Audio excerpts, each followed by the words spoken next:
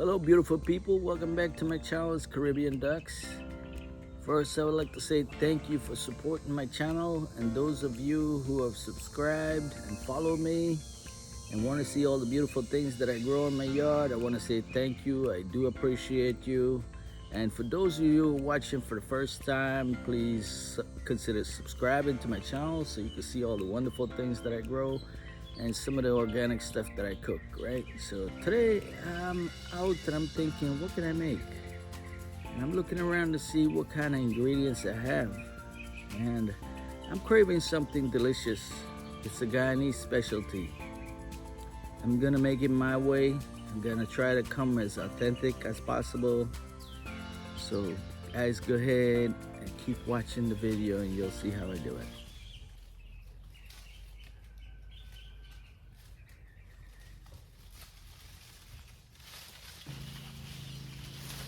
Right to the sour stuff. Look at it, guys.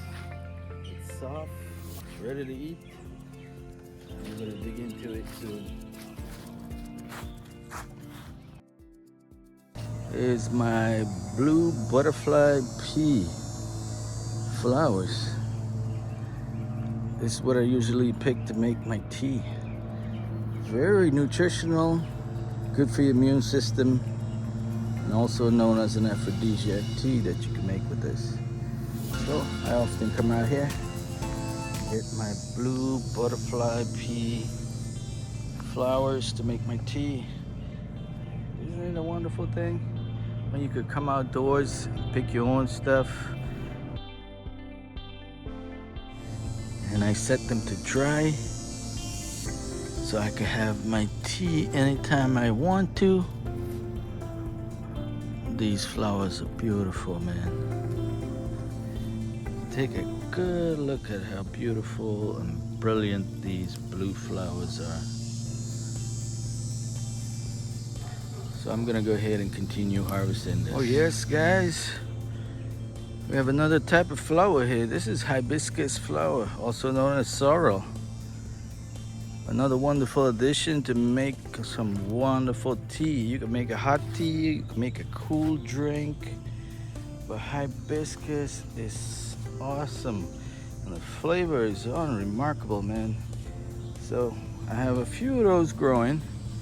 I'm gonna harvest this next. So guys, I'm gonna go ahead and start gathering up some of my ingredients here for our dish today. Some nice broadleaf thyme here for our ingredients.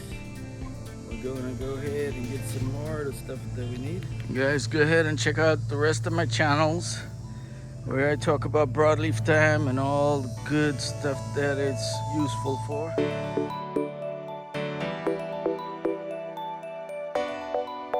You guys tell me in the comments if you know what this is. Very fragrant and delicious. Put in any pot.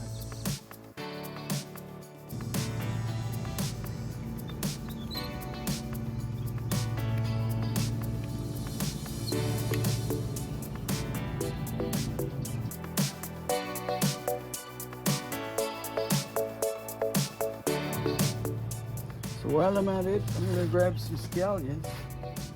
I noticed that the chicken's been in my scallion pot. They've been scratching it up.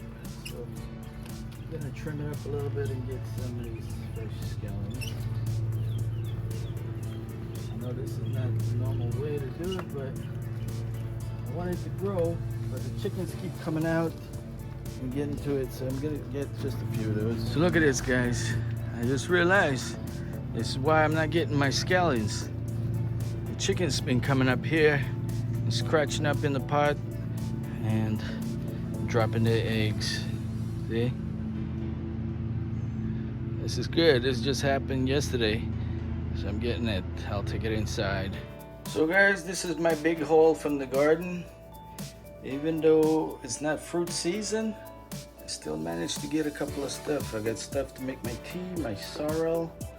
I got my blue butterfly pea. And I have some already been drying here. So I got a little papaya. Papaya season is coming up next. And I got my scallions here for my recipe. And I got a ton of Merriman basil here. My broadleaf thyme. I got a couple of the last of the weri pepper that was on the tree. I'm gonna use that up. Alright guys, I got everything laid out here. I'm getting ready to start. I'm gonna show you all my ingredients. I'm gonna start with 2.5 cups of long grain white rice. I have my broadleaf thyme.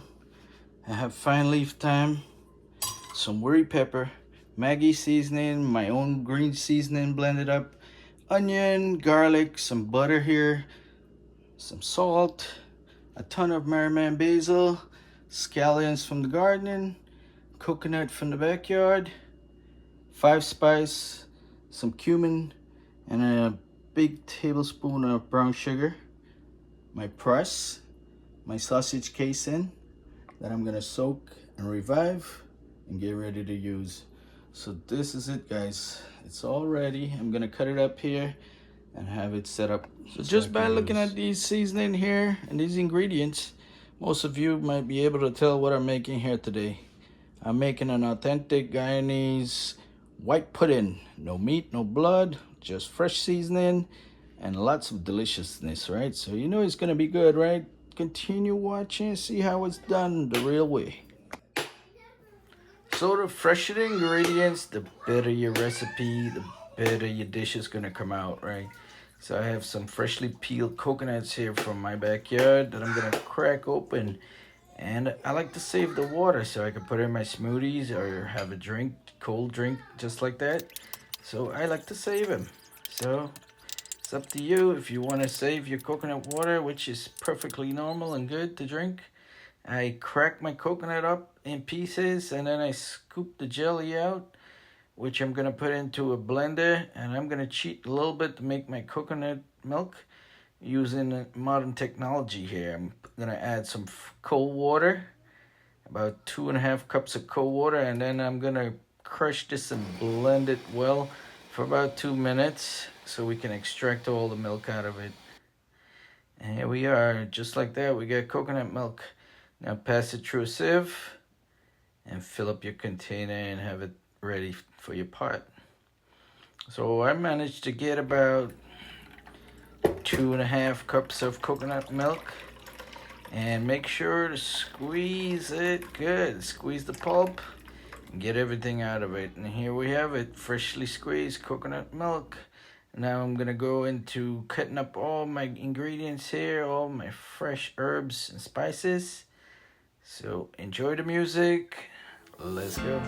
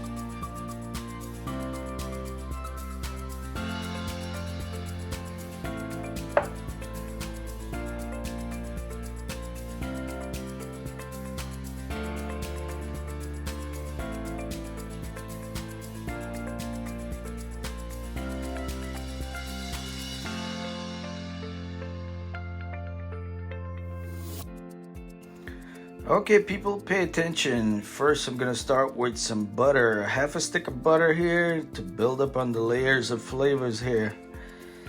So follow along this recipe, guys. If you like eating good stuff, you learn how to make it, then I'm gonna show you how. So melt out your 1/2 stick of butter here, and we'll get ready with the ingredients. I'm going in with my onions first. Gonna saute the onions until they're a bit translucent, and that allows it to release all its flavor and sugars. Now I'm gonna go with our broadleaf thyme. approximately a half a cup of broadleaf thyme. And we're gonna go with some scallions, about the same amount of scallions that I freshly chopped. And now for our marigman basil, I'm gonna go in with about a half a cup, but I'm gonna leave back some because towards the end I'm gonna mix in the rest. And now our weri pepper goes in. That's just added flavor, a little bit of heat, but mostly flavor. And you must have some kind of spice in there to spark things up. So here's our thyme, about 2 teaspoons of dried fine leaf thyme. And our garlic goes in. Now guys, you have options. You can use a food processor, blender to chop up all your stuff. I just find it more pleasing to chop by hand, and that's why I do it this way. So allow everything to cook just for a few minutes. Stir it up, make sure that it's not burning on the bottom. Allow it to release all its flavor. And now I'm gonna go in with 2 heaping teaspoons of my green seasoning. This is my all-purpose home-blooded green seasoning that has everything you can think about.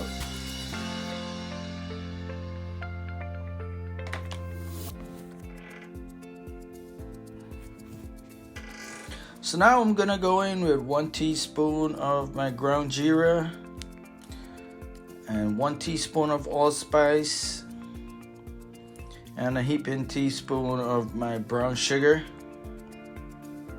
and that helps it balance out all the flavors.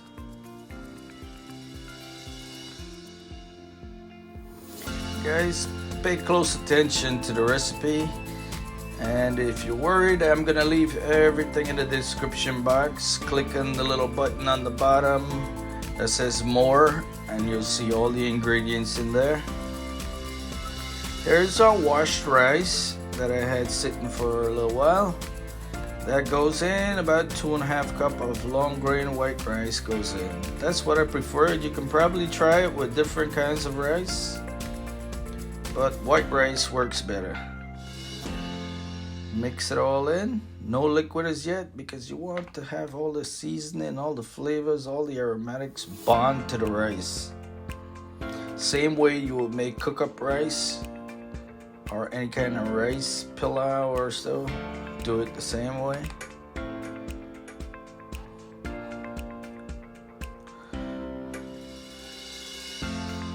And guys, I recommend the fresh seasoning because it makes a whole world of difference. I know most of my creative friends, they make it, but they use a lot of dry seasoning. It will taste good, but not as good as the one with the fresh seasoning. And I'm gonna hit it up with some Maggie seasoning, about 1.5 teaspoons of Maggie seasoning. And that way I'm gonna taste later on for salt content and make sure that it has enough salt. And I always recommend that you taste as you go, so you have enough salt, and add as you go so that you don't oversalt your dish. After it's mixed up all well, and I'm cooking on low heat, so we don't want anything to burn on the bottom.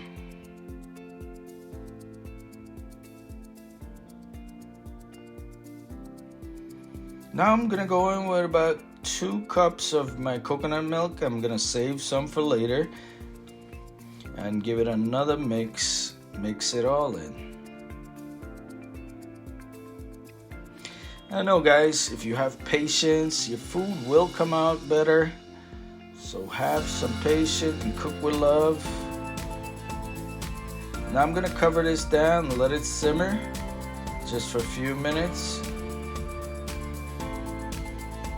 So after about 10 minutes, our rice is starting to cook and the coconut milk is settling on the bottom, almost burned, but that's okay because that's added flavors as well.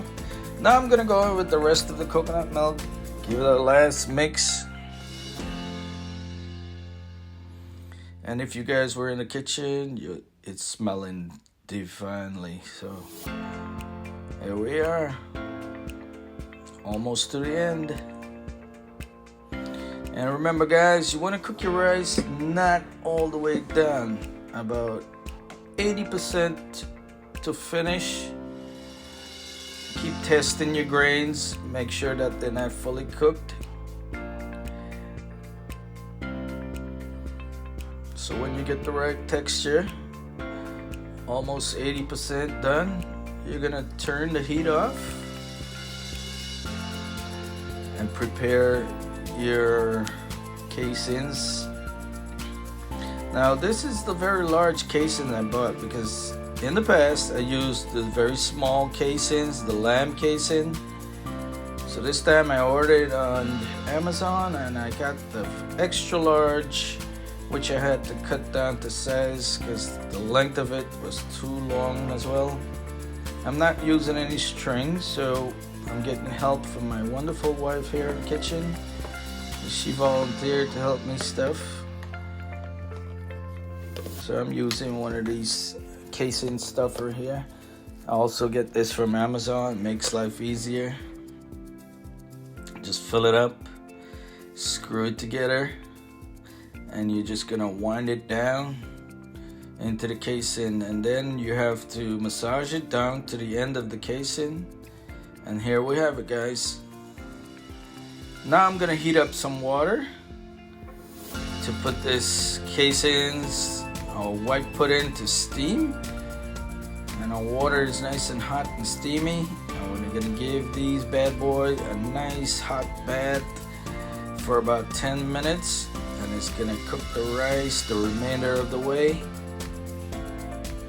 And everything is gonna plump up. And this is the reason for the toothpick. You wanna make little pokes into it so it releases the air so it won't explode into the pot.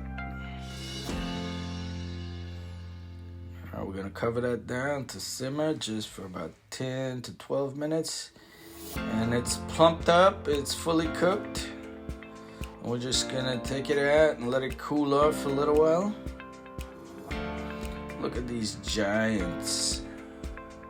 And now I'm gonna spritz it with some oil to give it a nice sheen. You can use a brush also if you like, and coat it with some oil. And now we cut up and get ready to plate. Smelling great, looking wonderful. And now it's time for the taste test. And here you have it, guys. Delicious white pudding. I hope you like this recipe. Give it a try. Let me know how it works for you. And this will go great with some fresh mango sauce, a mango sour. Time for me to enjoy this wonderful dish.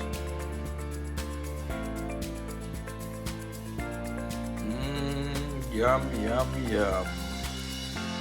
Come get you some. Thanks for watching and have a blessed day, guys.